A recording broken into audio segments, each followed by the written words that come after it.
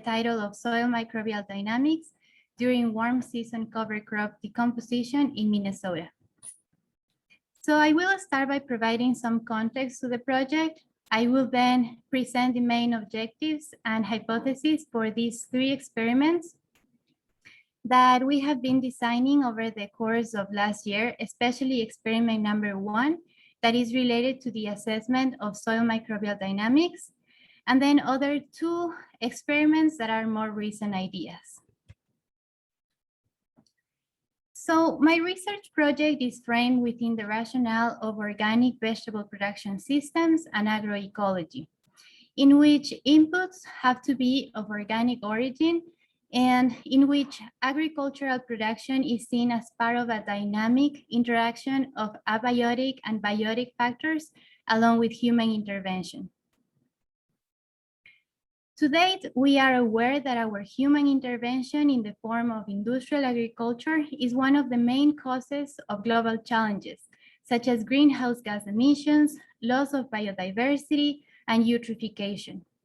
This latter process caused by nitrogen and phosphorus runoff from agricultural land, and which in turn leads to algal blooms and in many cases dead zones in water bodies.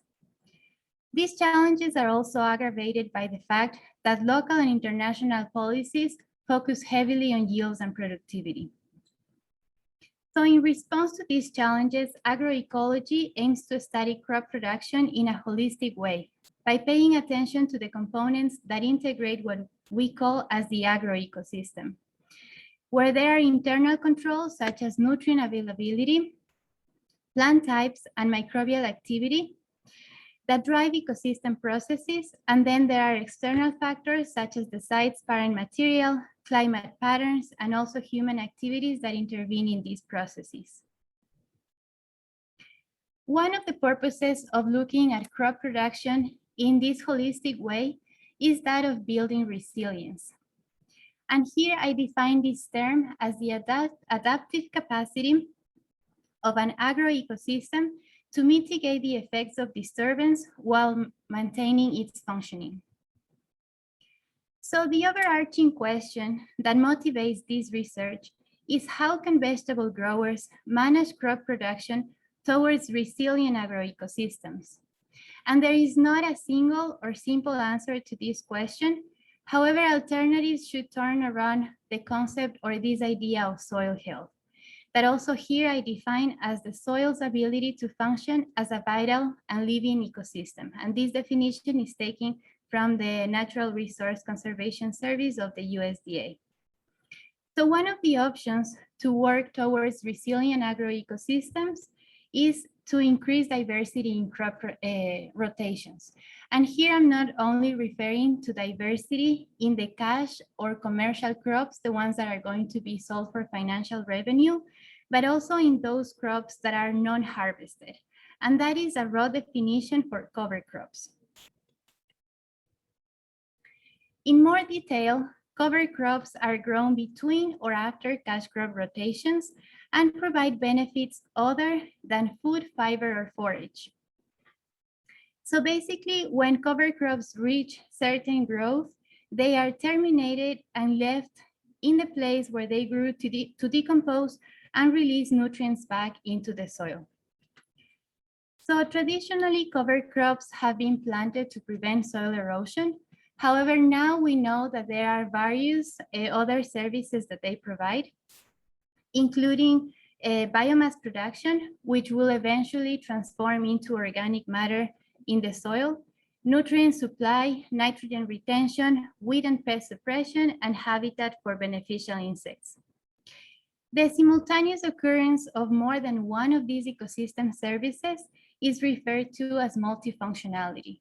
And this is also a quality that we want to bring into the agroecosystem because it's tied up to resilience. It has also been identified that ecosystem services occur in bundles, as depicted in this figure. For example, biomass production, weed suppression, and nitrogen retention are bundled for all the listed cover crops in the figure. And sometimes that bundle co-occurs with other group services such as nitrogen supply, cash crop production, and profitability, such as in P. Whereas in other cases, like rye, one bundle dominated over the other one. However, in all cases, the addition of cover crops into crop rotations enhanced ecosystems' multifunctionality. So moving on into more specific details about my research, this project is part of a wider proposal that aims to address this question. How well do warm season cover crops provide multifunctional services in Minnesota vegetable cropping systems? And first, what is about this distinction of warm season cover crops? So some of the cover cropping practices that have been studied to date look at winter cover crops. That would be plant species that are cold hardy and that provide the advantage that do not overlap with commercial or cash crops for space or nutrients. However, establishing winter cover crops is not always an easy task, especially in weather conditions such as those in Minnesota, where temperatures can drop quite abruptly, and it's hard for any cover crop or crop in general to withstand the cold. So warm season cover crops, that would be cover crops planted in either spring or summer, provide more options to choose from. Their vegetable rotations also offer timing alternatives. And importantly, local growers have expressed their interest in incorporating cover crops to bring in an additional source of organic nitrogen and also provide flowering services. Relying back on the holistic approach to study the agro ecosystem, this umbrella project is looking at 4 main areas of research. One focuses on agronomical variables to assess cover and cash crop performance. The other area is looking at nitrogen provision and retention. We are also looking at how cover crops can provide forage for beneficial insects. And the area that I'm interested more specifically in is soil microbial community composition and function. So also this question, why is it important to study microbial communities? We know that microorganisms, including bacteria, fungi, and archaea, mediate processes of nutrient cycling during decomposition of plant residue and other forms of decaying organic matter. Thus, microbial activity directly influences the availability of nutrients to plants and also losses from soil. This sketch shows the system that I'm looking at, where we plant the cover crop first in early spring, then terminate it and incorporate all these above ground biomass into the soil. So now all these new organic carbon and nitrogen sources will be transformed by the action of microbes. This next figure shows the cycle of nitrogen, which is one of the limiting factors for plant growth in agriculture. And when organic sources of nitrogen, such as cover crop residue, start decaying, mineralization is the first step in converting organic nitrogen to forms that are available to plants and microbes. And here, heterotrophic fungi and bacteria drive this initial step. Then ammonium can be converted into nitrite and nitrate through the process of nitrification, or also have other fates such as immobilization in microbial cells or volatilization. So here we also have the participation of microbial nitrifiers driving this transformation process of ammonium into nitrate and nitrate. Then nitrate can also be taken up by plants or also immobilized in microbial biomass. And there are denitrifying bacteria and archaea that cause the transformation of nitrite into nitrous oxide, which is a potent greenhouse gas. So in my project, I will be providing the ground floor about the microbial communities that are related to these 3 main processes during a time series into the decomposition of cover crop residue. This information will also enhance the understanding of nutrient cycling processes so we can better attempt to synchronize the demand of cash crops and the release of nutrients from cover crop residue. So now I will move on to my first experiment and research question. The question here is, to what extent do decomposing warm season cover crop residue affect soil microbial composition and functionality? And the corresponding objective would be, is to examine the effects of warm season cover crops on soil microbial composition and function during residue decomposition. My study takes place at two experimental locations, one here on campus at the Agricultural Experimental Station in St. Paul, and the other one 45 minutes away from St. Paul in the area of Marine on St. Croix at Big River Farms, which is an incubator farm that provides land, training, and market access to underrepresented and immigrant farmers. These two sites present some differences in terms of weather conditions. So St. Paul annual precipitation average is 800 millimeters, and temperatures range from minus 10 degrees Celsius in January up to almost 23 degrees Celsius in July. And whereas and in Big River Farms, precipitation is 900 millimeters and temperatures range from -4 up to 32 degrees. Both soil types are defined as silt loam with distinct features to each side, and management history has also differed with greater inputs of manure in St. Paul before this project started. So going into the details of the field design, I have these cover crop treatments. So I have 5 treatments, and the reason for choosing these cover crop species was to have distinct characteristics from plant types that support multifunctional ecosystem services. So for example, crimson clover as a legume has the potential or has the ability to fix nitrogen from the atmosphere and bring that extra source of organic nitrogen into the soil. Whereas buckwheat, that is a non-legume, it may prevent nutrient leaching. There's also a treatment that includes a mixture of field pea, that is a legume, and oat as a non-legume that is expected to provide combined services from the legume and the non-legume. And I have 2 controls, the weedy fallow and the weed-free fallow. So we also want to know to what extent these plant groups also shape the microbial community composition and function. Additionally, the selection process for these treatments was based on their potential to adapt to a region such as Minnesota, and also was based on farmers' preferences from their direct participation in this project.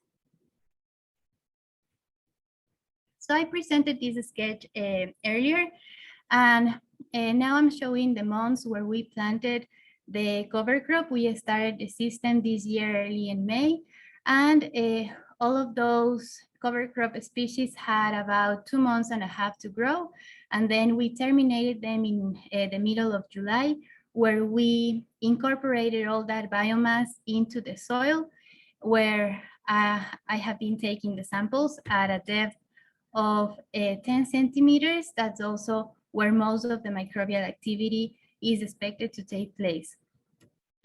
So time points were 6 that happen every 15 days between time points until time point number 5, and then 30 days to time point number 6. We had 4 replicates for each treatment in a randomized complete block design.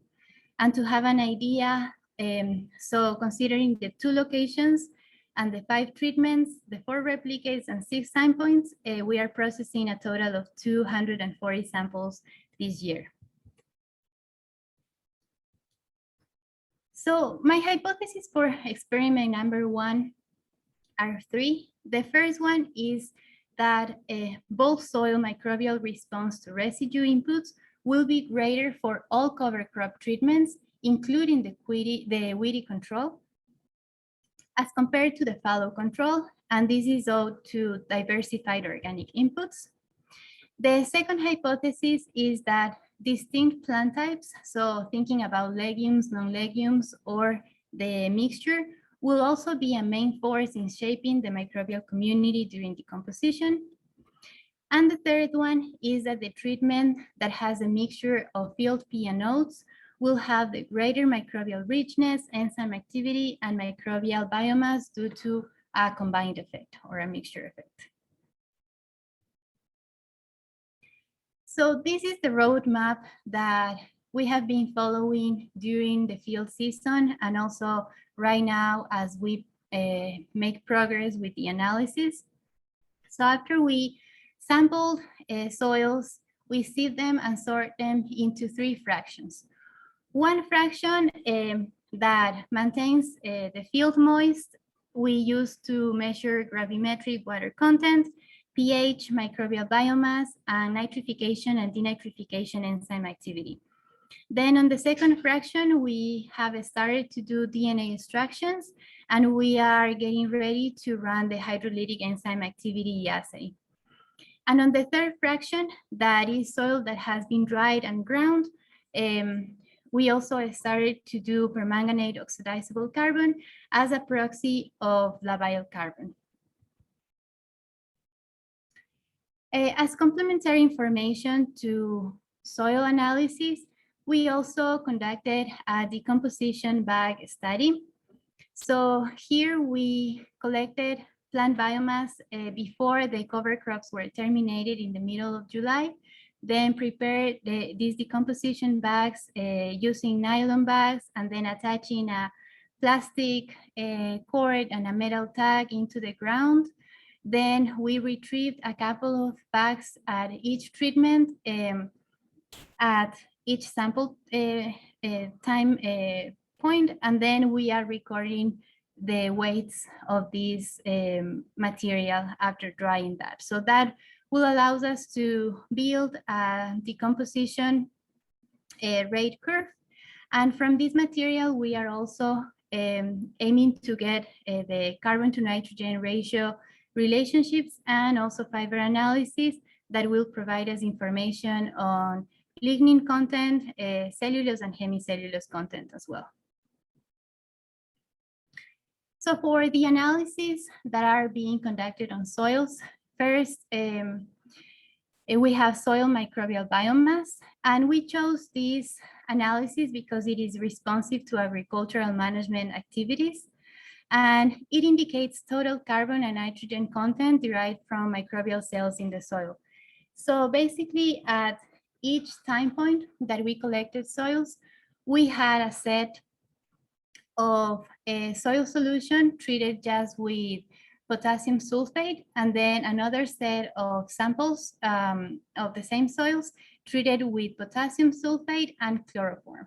So the chloroform has is expected to lysate the microbial cell structure and release the carbon and nitrogen compounds that then can be measured in a carbon and nitrogen analyzer that in our lab we call the Shimatsu machine.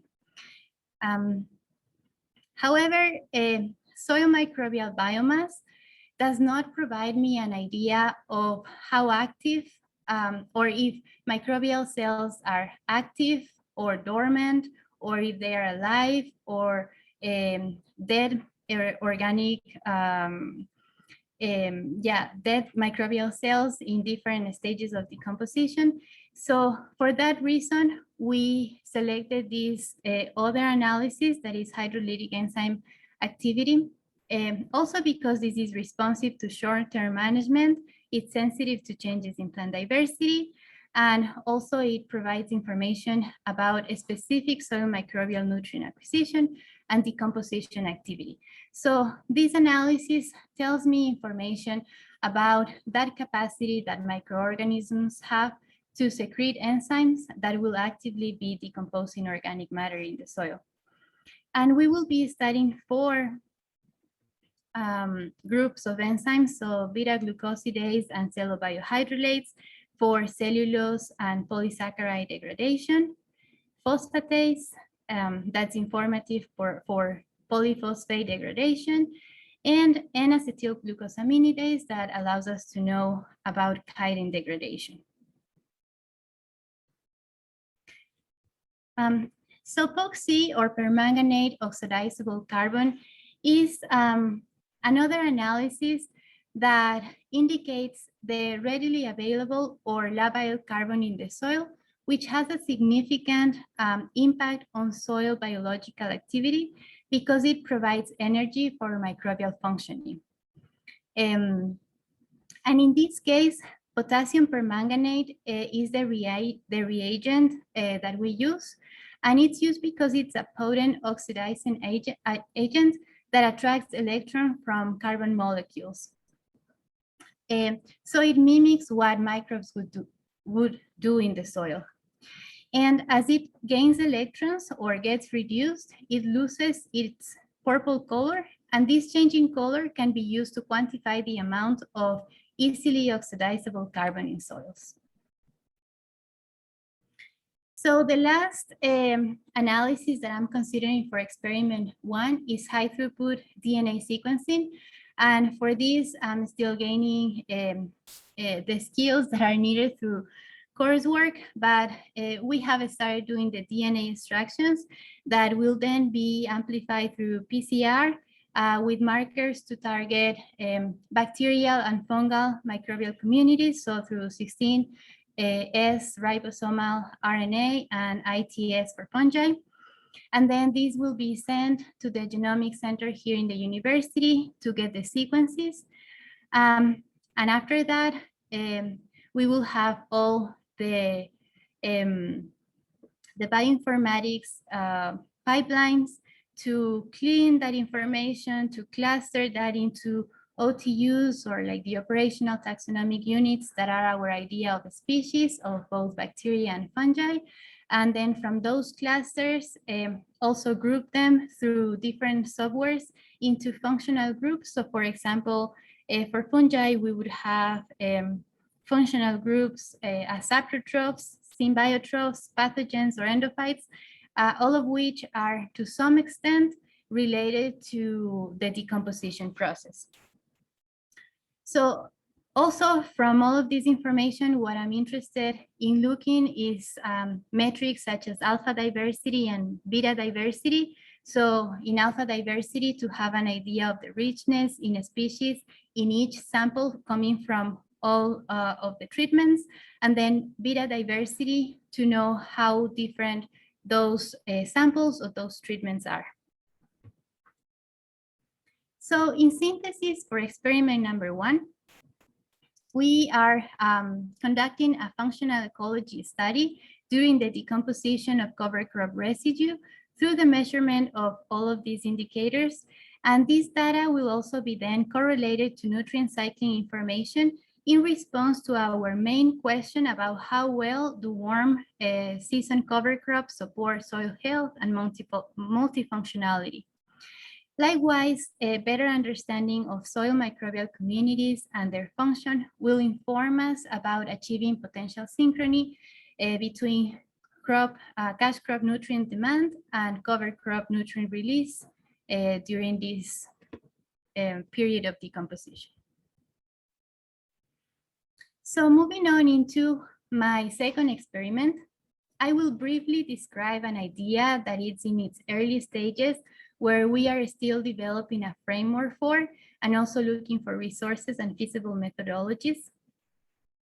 So the main objective here will be to determine how contrasting distribution of irrigation, so having frequent and small irrigation versus having infrequent and large water inputs, as well as having cover crop inputs, will affect soil microbial response in terms of composition, again, microbial biomass, and enzyme activity.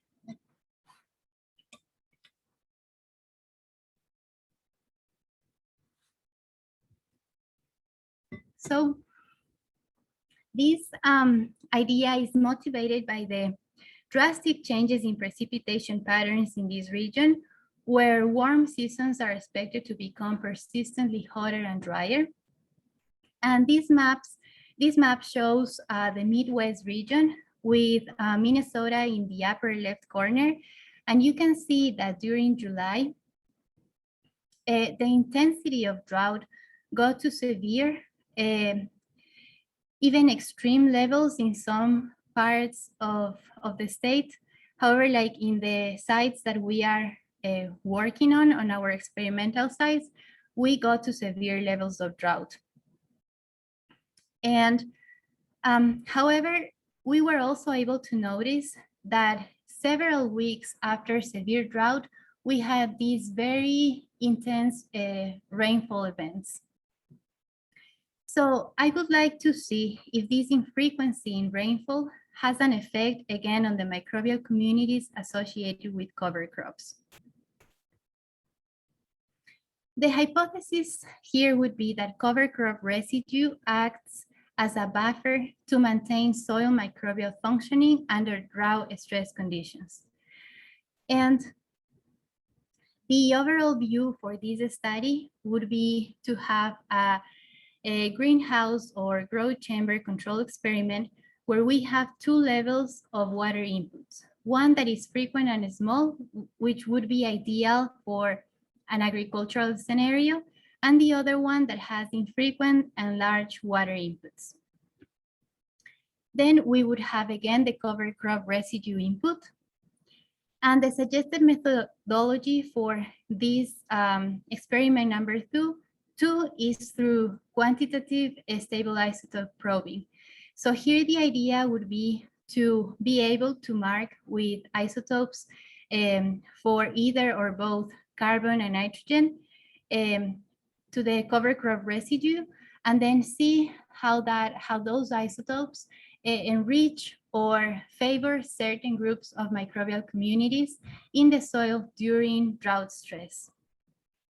And again, the response variables would be microbial composition, enzyme activity, and microbial biomass.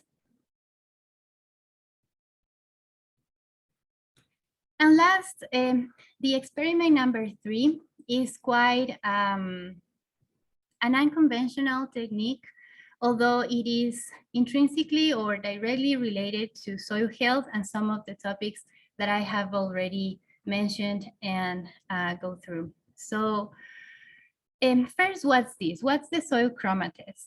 A synonym or another name for it is the Pfeiffer circular chromatography.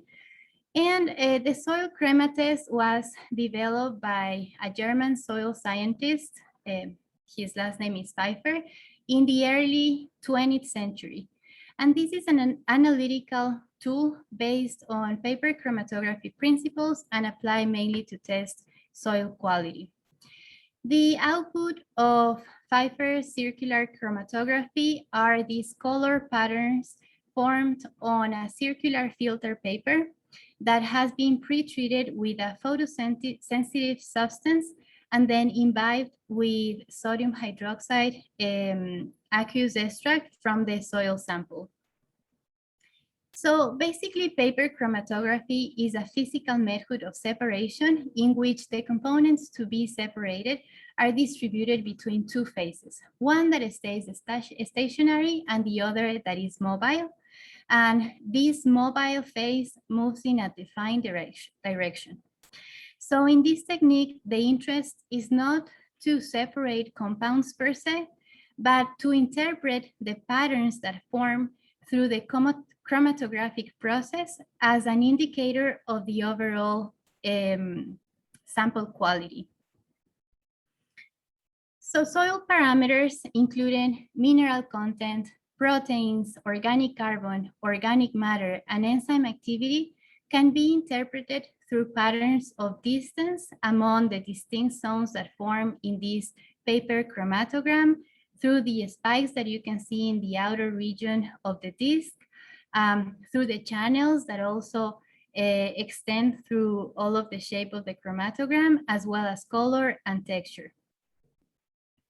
And the mechanism to run a soil chroma is pretty straightforward, that you can see also in on one of the corners, where there is a filter disc on top of a container that has the soil solution. And both parts, the container and the filter paper, are connected through a wick that then through capillarity conduces the soil solution into the paper filter, and we can start to see those patterns. So the question for this experiment number one is how can Pfeiffer's circular chromatography inform growers about soil health or be complementary to conventional analysis in warm season cover crop systems? So here I would like to clarify that this is not a tool that replaces other conventional or standard protocols to assess soils. However, this could also be used as a visual tool that can complement that information and perhaps also be a pretty powerful educational tool to talk about soil health indicators. And the objective here is to explore the relationships between soil chromatogram features and soil biological and chemical properties in warm season cover crop systems in Minnesota. So now I want to share with you some of the motivations for why I want to explore on this technique. And for this, I'm bringing workshop on Pfeiffer's circular chromatography from a town in Zuleta that is very close to the city that I'm from in Ecuador. And just before I show you some pictures, my speculations are that this technique got disseminated into South America through European groups that practice biodynamic agriculture or like certain organic growing circles. However, this has been practiced in many places of South America now as a regular practice. However, there are still some gaps, some unanswered questions of the limitations of this technique, and also how strongly we can correlate what we see in a chroma against what we see in a standard soil test. But also, as I mentioned, this can be used as a very powerful tool. So here you see this woman taking soil sample with a regular probe, and these are the materials that they have access to through local stores to sieve their soils. Then they will lay out the soils to be air dried. They have access to these simple materials to prepare the solutions. Reagents are also easy to buy and at a low costs. Simple scales. They are now getting ready with the system that I presented previously to have that soil solution imbibed into the filter paper. Then there is a stage according to the protocols where you have to expose the chroma to the light. So then they would hang these to be exposed to the sun.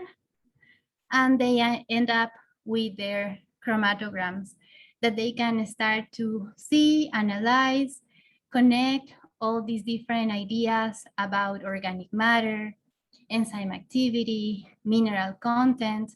So that's part of as I said, the motivation to include this as as part of my research project. So finally, these are the general steps to assess these soil chromas. This method has been validated to some extent in Germany. So there are already like scores to assess the different patterns, zones, and characteristics. There are also software-based tools to assess color and texture, so it's not too subjective to the person that is assessing those figures. And the last step would be to correlate the information that we can gather from those interpretations with biological and chemical soil characteristics. So I would like to express my many thanks to my advisor, Dr. Julie Grossman, and all the Grossman Lab members, as well as all the staff in the horticulture department, plant growth facilities, and crop services. Also to my advisory committee, Dr. Peter Kennedy and Dr. Anna Cates, and also to all the wonderful people at Big River Farms. So Laura, Kazua, May, Matt, Pierre, Jake, and Emilio, thank you so much to all of you. And at this point, thanks so much for your attention, and I'm happy to take any questions.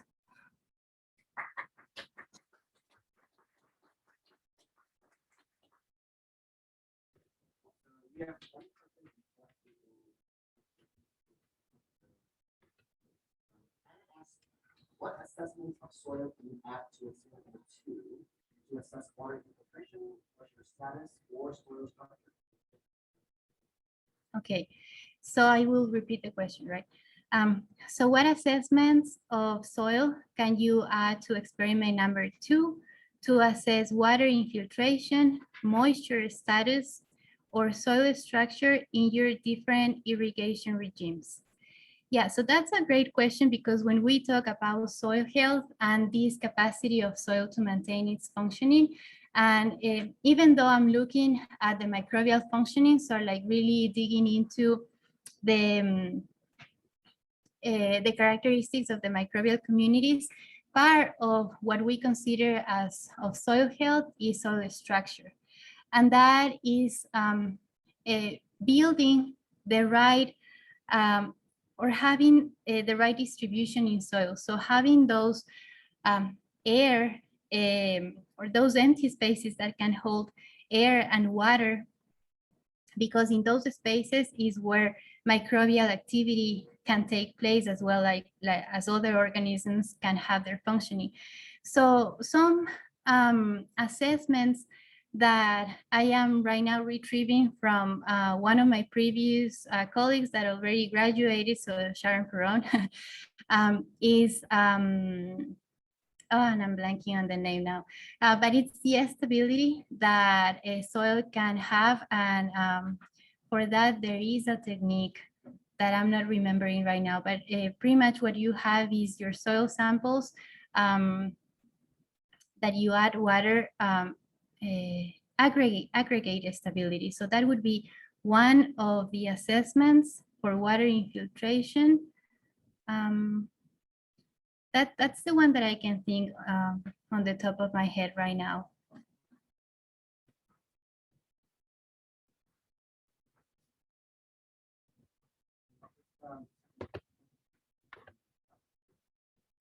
In the workshops, so if I ask in the workshops, what information are farmers generally taught to collect from the soil? What do they expect to be able to learn from them that they can't determine? Okay, so the question is, in the workshops, what information are farmers generally taught to collect from the chromas? And what do they expect to be able to learn from them that they cannot determine through informal observation? Okay, so yeah, here on the photos that I presented, that's a very simplified, I would say, way to explain chromas, because there are a lot of interconnections that happen through those different zones.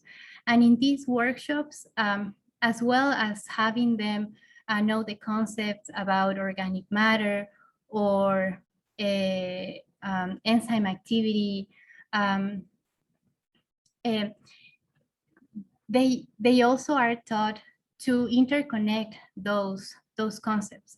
So when you are assessing a soil chroma, it depends, like the channels that form, if they form on only one part of those zones, like in the medium zone, as opposed to connecting through the central zone, that already informs you that you are not having, for example, right now I'm going to give like a very general example. So it can happen that you have organic matter, but that organic matter is occluded because you don't have a good soil structure. So even though you do have that component that is part of soil health, you don't have microbial activity to decompose or to have access to those nutrients. And that is also related to other farming practices such as tillage. So probably you are not integrating all those practices together to have an end result of soil health.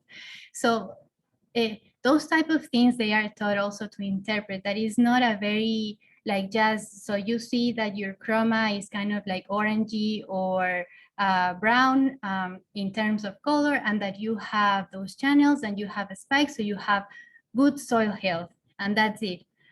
So that's why I say it's not very simple as that, like that, and it takes time also to have that ability to read that in a whole context, and that also takes a step back, that you have to know your land. Like someone else cannot come and just read your chroma without knowing what was the history of that land. So it takes a lot of knowledge. And as such, it's also a powerful tool because it kind of like connects you back to knowing what happened before and how your current practices are also having an impact on the next time you run a chroma.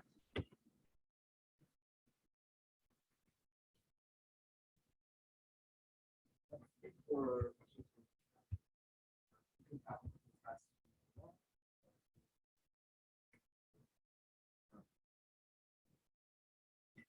when looking at a combination of cover crops, is there, what would ideally those cover crops, what results would they have to the soil, or what would they contribute to the soil that would make it ideal for its microbiome? Yeah. So the question is, like, what services would we expect to have in the soil from different cover crops, right? Yeah, and that's a very good question because there is not one single cover crop that can be advised to be planted anywhere or at any time. So it depends on the requirements that the farmer has. So for example, if a particular land is lacking organic matter and you want to build on that characteristic, then probably what you want to choose is a cover crop that provides you a lot of biomass. So thinking about my specific treatments, maybe among all of them, the mixture with field pea and oats, then the buckwheat and the crimson clover would probably be like in that order, the cover crops that you want to choose. But in the wider project, we're also looking at another cover crop species that is sorghum Sudan grass that also provides a lot of biomass. So that's the one that you would choose if you want to build up organic matter. If you want to, if your soil is lacking nitrogen, in that case, you want to have a legume because you're going to have that extra input of nitrogen that can be fixed from the atmosphere and then given back in forms of organic nitrogen when they start to decompose. So it really depends on what you need at your specific site.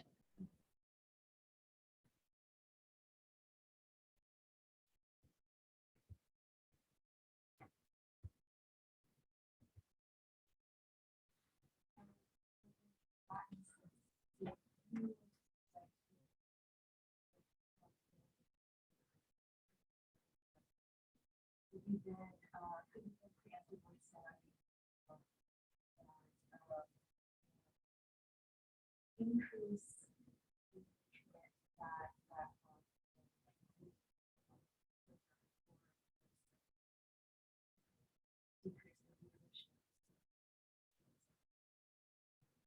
Can you repeat that question, please?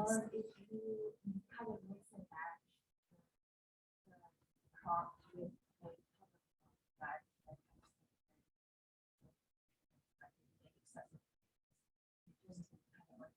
increase the pollution over time. Yeah.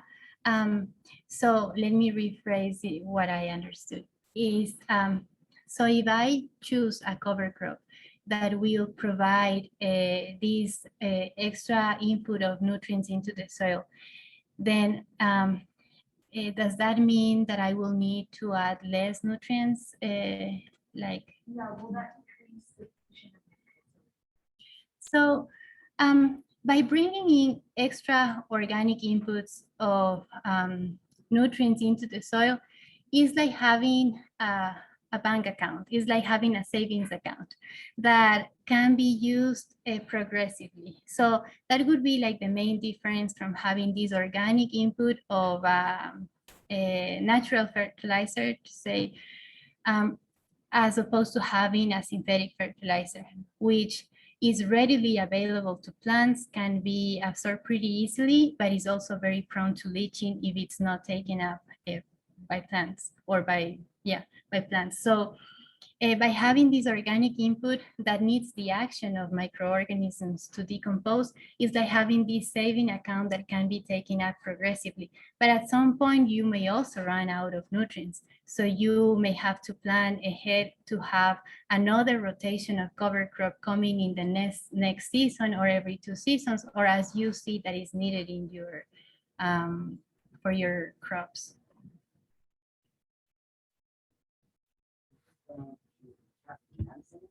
You mentioned that the microbial biomass measurements can differentiate between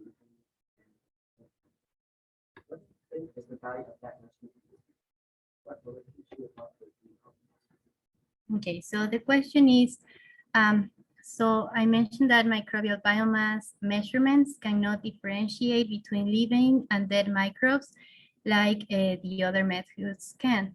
What do you think is the value of that measurement in this research?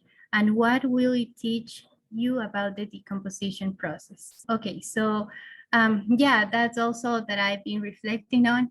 And so when I am assessing the total amount of carbon and nitrogen that is derived from microbial cells, I am accounting that as also as a source of nutrients for plants to take, because microbes also go through a decaying process where they release these nutrients that can become available to plants.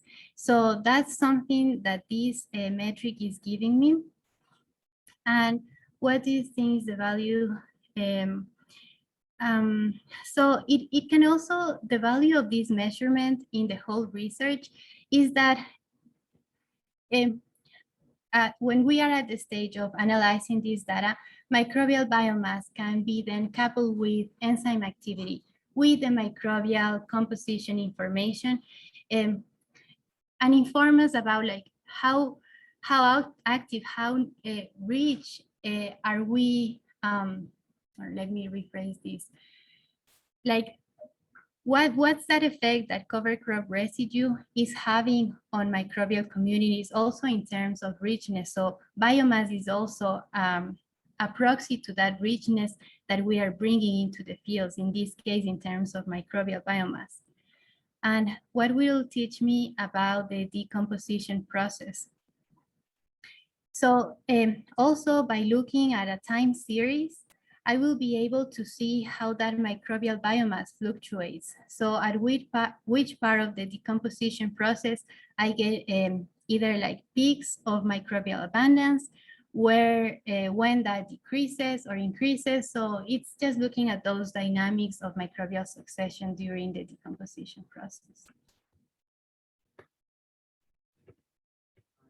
Chart also asks, will you do the microbial analysis, including the analysis for multiple years and presumably the project will have the results? Yes, totally. So the question is, will you do the microbial analysis, including the DNA analysis over multiple years and rotations? Presumably the rotations will affect the results. Yes, they will change. Well, first, we will be doing this analysis of experiment number 1, at least for another year. So next year we will have the same experiment. And for the wider project, we are looking at 2 rotations. So the first one is when we plant the cover crop first, and then the commercial crop then. And then the other system is looking at the other way around. So we plant the commercial crop first and then the cover crops. But I'm looking only at the first system for different reasons. One of them being the number of soil samples and the time that we have to process those samples. And yes, I will expect that that having different systems will affect the results, but we haven't discussed yet the feasibility of including some of those, some of that other system into this study of the DNA analysis. Presentation, and can you explain your rationale for having both a weedy and a non-weedy control, and also like how do you define weedy and Yeah. So the question is, what's the rationale for including the weedy and the non-weedy controls? And what was the second part of the question? like how do you define weedy, or are you using it to like what we Yeah, and what's the definition of weedy? So that's also like a very good question. So all these metrics and analysis really make sense when you compare them against something else. So by having like all of these treatments, maybe I won't have significant differences among the cover crop treatments, but they gain this significance when I control that to something that does not have any cover crop. And we are including the weedy control means that we are letting all like the weeds that grow in our plots to grow freely. We don't control those. And in the other, the non-weedy, we pull up all the weeds. We are not distinguishing the different weeds, although we do have like the familiarity with the most persistent ones that I cannot recall right now like the names, but one is like lamb's tail. So we have familiarity with which those weeds are. And that's another factor that I would say is also influenced by weather conditions, because during this time of like the severe drought, we saw that the weeds don't have any problems in adjusting to more like dry conditions. So even if we get non-significant results also from like the cover treats and the weeds, that's also information that we want to know about.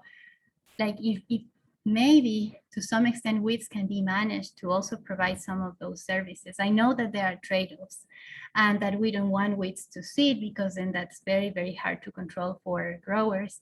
But I take the risk to saying that weeds can also to some extent be managed for these ecosystem services.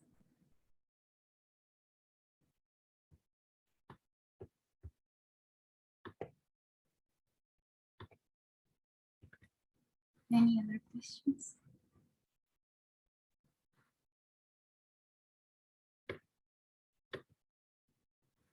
Well, thank you so much for your attention. You have a great afternoon, and thank you all for attending this seminar.